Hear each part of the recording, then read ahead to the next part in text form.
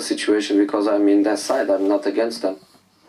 Terrific win for Everton. Manchester City, meanwhile, 5 points clear at the top after teenager Kelechi Iheanacho scored a late winner at Crystal Palace. Norwich beat Bournemouth 3-1 at Carrow Road, while Odion Ighalo gave Watford their first win of the season, 1-0 winners over Swansea at Vicarage Road. There were no goals between West Brom and Southampton. Celtic look like they have a serious rival for the Scottish Premiership title. They were beaten by 10-man Aberdeen. The Dons maintaining their 100% record with a 2-1 win at Pittodrie. Elsewhere, Kilmarnock are off the foot of the table after winning 2-1 away at Dundee United. Motherwell and Ross County drew 1-1. Partick Thistle lost 1-0 at home to Dundee, meaning they are now bottom of the table. St Johnstone beat Hamilton 4-1. Britain's Jamie Murray and his Australian partner John Peers have lost their men's doubles final at the US Open. They were beaten in straight sets by the French pair of Nicolas Mahut and Pierre-Hugues Herbert.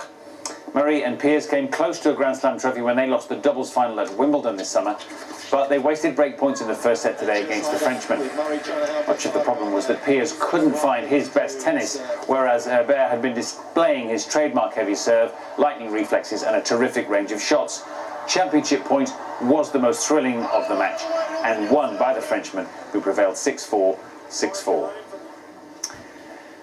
And the women's all-Italian singles final has just got underway in New York. Unseeded Italian Roberta Vinci, who saw off Serena Williams in the semis, plays her childhood friend and former doubles partner Flavia Pennetta.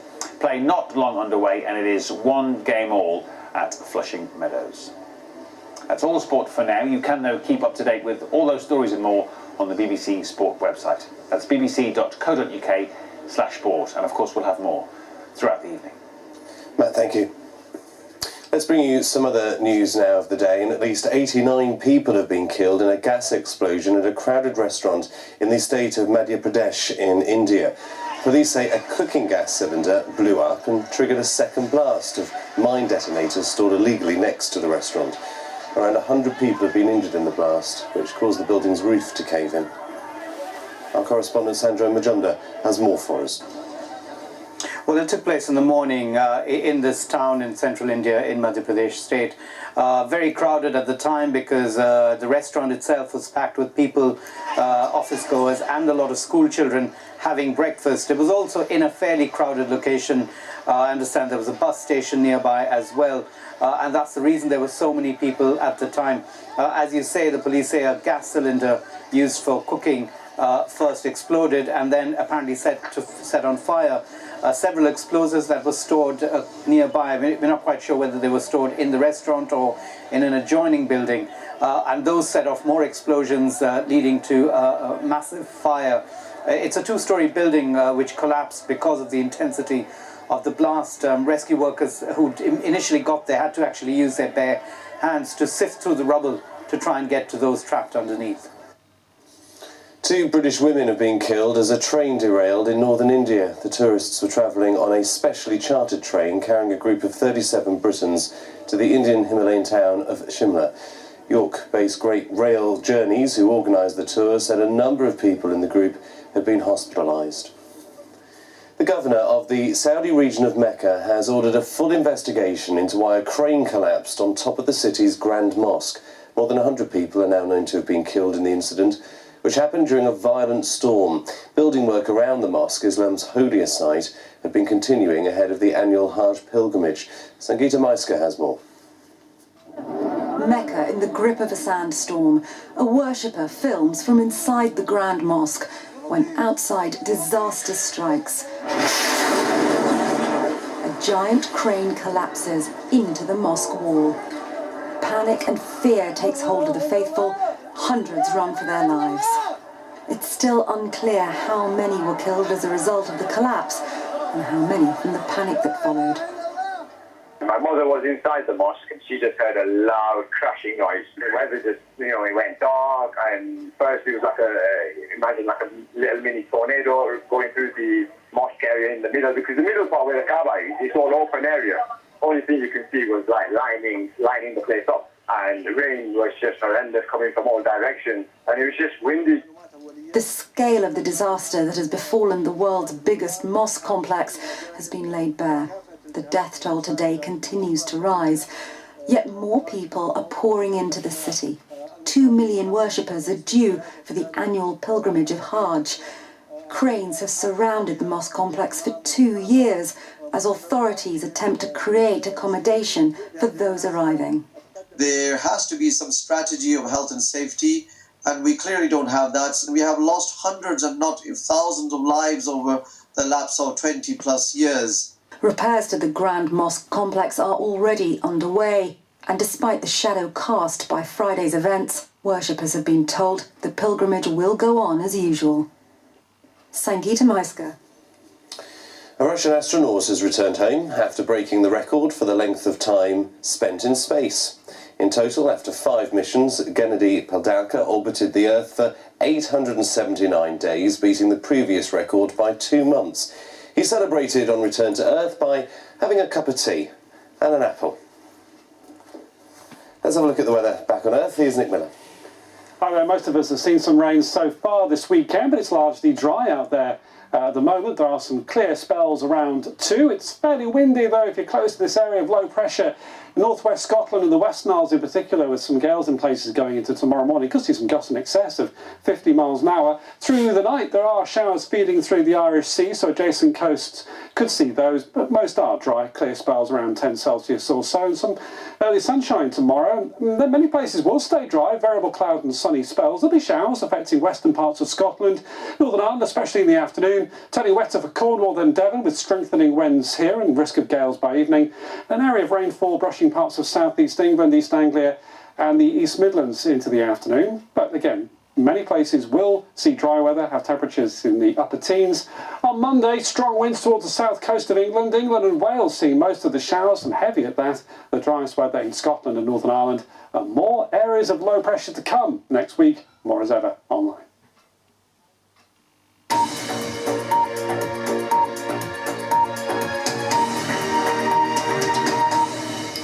This is BBC News. I'm Chris Rogers. The headlines this hour. Jeremy Corbyn celebrates with his supporters after being elected as the new leader of the Labour Party. The veteran left-winger secured almost 60% of the vote in what turned out to be a landslide victory. Mr Corbyn promises to revive his party's fortunes after defeat in May's general election, but some members of the shadow cabinet have already resigned. Former Government Minister Tom Watson is elected as Deputy Labour leader. He promises to back Mr Corbyn 100% and is seen as a key figure in maintaining party discipline. In other news, at least 2 British tourists have been killed after a train travelling to the Indian town of Shimla derailed. The train had been chartered privately and was carrying more than 30 British tourists. Officials in Saudi Arabia order an investigation into the crane that collapsed in the Muslim holy city of Mecca. 107 people were killed and more than 200 injured.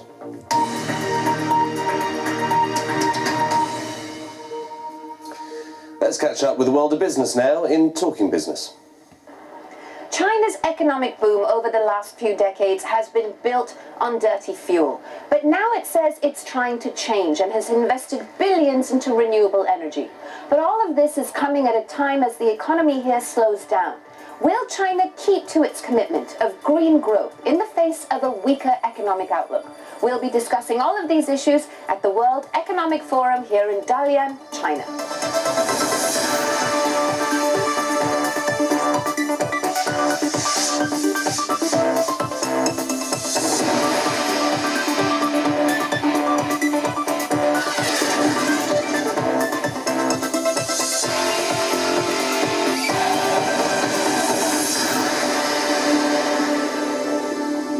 China has made remarkable progress when it comes to trying to clean up its act, and certainly on paper, the commitment to green growth appears to be there. But as the economy slows down, will those commitments be sacrificed at the altar of chasing higher GDP rates? Joining me to discuss these issues is a distinguished panel of experts. Gao Jifan, the chairman and chief executive of Trina Solar.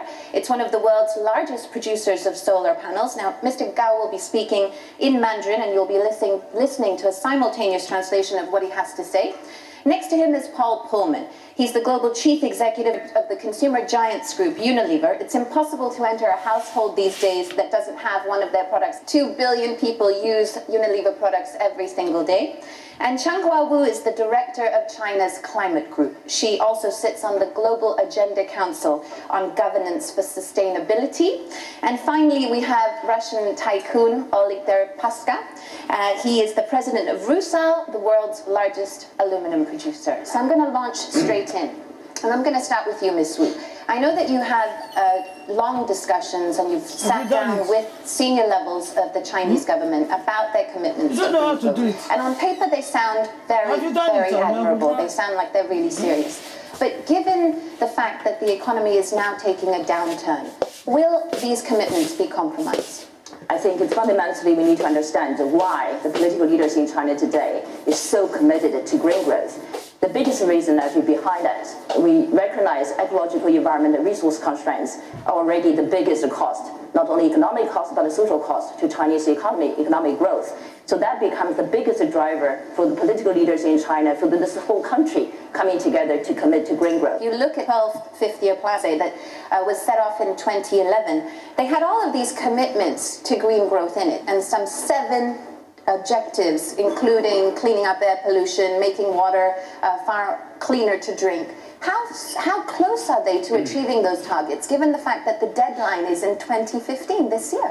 We're at the very end of the 12th Five-Year Plan. If you look at energy efficiency target, renewable energy target, pollution control, emissions targets, we are very close. We are pretty much on the track already. But just achieving those targets does not mean we solve the environmental problems totally. So they are intermittent actually. So this is a long journey China is already on, but somehow every 5 years we set those specific targets, make sure we put policy incentives together to drive them to achieve that. And China is doing a pretty good job. Mr. Deripaska, what about your experiences? I mean, we were just talking a little earlier on about what you've seen while you've been here. Do you think that's fair, that China is doing enough to achieve these targets? There is a lot of commitment, as it was said, and but China is a big economy, which was developed literally in less than 15 years, and they create challenges for themselves, and it's clear now to maintain this type of growth they need to have a very significant change, and I don't know how quickly they would be able to do it, but so far they haven't started yet. They haven't started. In my view, they haven't started. And it's a very clear sign. You can see pollution from coal-fired plant. There is nothing but in coal. It's just a matter how much you pollute and what cap system established in each provinces and how you control and monitor this cap system. Then you need to understand what type of coal you burn, how high sulfur, some other element, how you make a waste treatment. But to be honest, China being able to produce just 13% of world GDP pollute more than 26%. And it's a clear sign that the energy balance not properly structured. And to change the structure, by 2015, by 2020, by 2000, even by 2030, it's not enough action so far. Speaking about coal, though, you've benefited from the fact that China, or you are benefiting from the fact that China needs all this coal to power its economy forward. I understand that your company, EN Plus, is in the process or has already started selling 800,000 tons of coal to China. How do you square that contradiction? On one hand, you're sitting on this panel telling us China isn't doing enough, but on the other hand, you're also trying to sell your coal to China. We have joint venture with the biggest China company, Shenhua. And as I said, coal is energy source which China wouldn't be stopping using tomorrow, or even day after tomorrow. The issue is how they would be able, to produce power out of this coal. Would be carbon capture, which I don't believe, wouldn't be, more higher, and tighter control of sulfur. But I think most important is, they really need to see what they use energy for, which they, derive out of the coal. If they produce steel, they produce 60% of the world's steel. They consume only 25% of all this production, to be honest. That's overproduction. Create major problem in cement, steel, even aluminum, glass industry. Why? All these companies, they're not profitable. If they're not profitable, they couldn't invest in modernization. We saw what's happened on equity markets, and of course it's we're lucky that it didn't touch financial market, debt market in China, because debt market is a major source of investment and opportunity for the changes. And I think it's a key strategy which should be accessed. Somehow, carbon control should be a real issue as an absolute parameter for each provinces, for each city, and optimization of this, let's say numbers, it's a major target. Right, I'm going to bring you in here, Mr. Gao Jifang. As one of the world's largest solar panel producers, how do you square the circle of the fact that coal is just so much cheaper to use at a time when the economy is slowing down? How do you propose that companies like yours are able to have more business in China? The Chinese government, in fact, has treated what we call ecological civilization as an important strategy.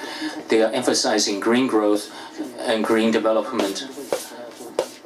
And this is going to be China's growth strategy. And there are very concrete plans. For example, by 2020, the non-fossil fuel use will have to go from 10% to 15%. By 2030, non-fossil use will have to reach 20%. During APEC last year, President Xi said by 2030, we had to reach the peak of emissions, carbon emissions. So the government has a very long-term and clear target. Of course, given that, we have to say, over the last few years, the renewable energy industry, including wind and solar, have seen rapid growth. How much is renewable energy, like solar energy, contributing to China's growth right now? At the moment, non-fossil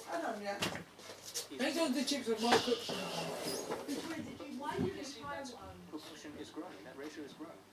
Over the next few years, it's going to grow by 5 percentage points.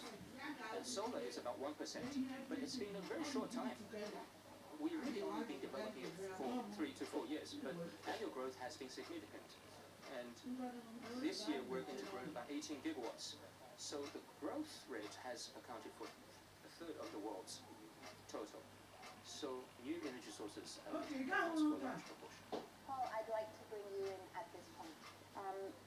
What I would like to know is your experience of having dealt with supply chains across China. How do you ensure, because it seems to me that this is a question of regulation and ensuring that these laws are implemented at every level. How do you ensure that your supply chain... Well, it's obviously very important that frameworks are in place to accelerate this conversion. So one-third of the investments of renewable energy in the world are actually happening in China right now, a quarter of the R&D. So whilst the starting point is not very good, whilst the actual situation requires a drastic intervention, I think the country is too high. What you find in our supply chains, obviously, we have in China and many of our fellow industry members, that you are getting fairly close to a point that you can set up your supply chains in a far more sustainable way without actually incurring the economic disadvantages in terms of ability to compete.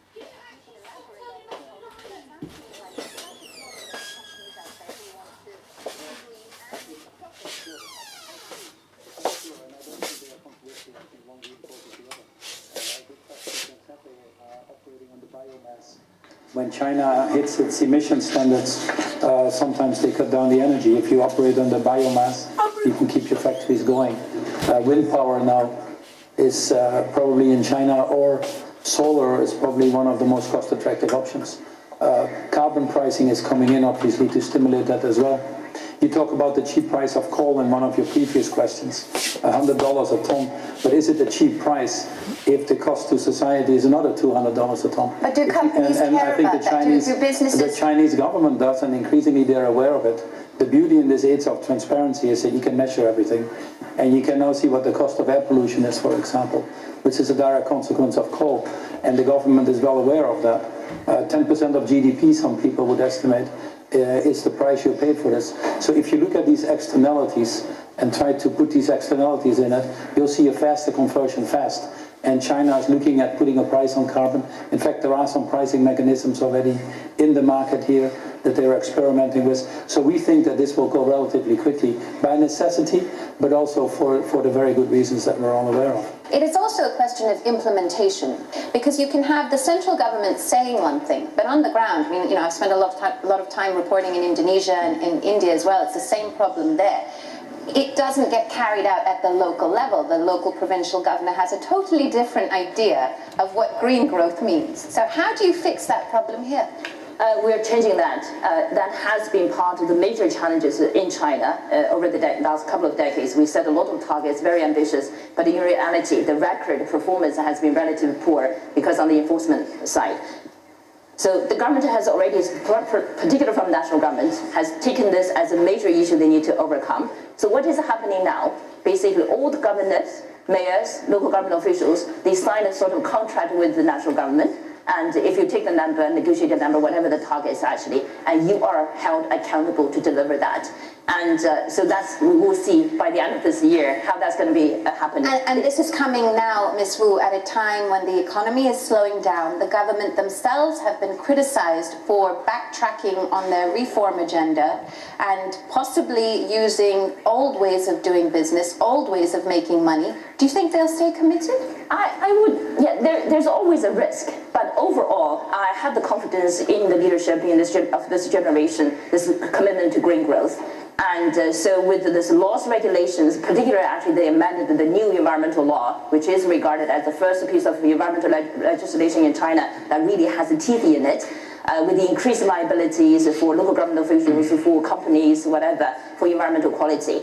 And you started to see all the laws, regulations, the policy incentives, whatever. The context actually in China created already today on the ground. I don't think they're going to go back. What about you, Mr. Deripaska? What's your experience been? You need to fix energy structure.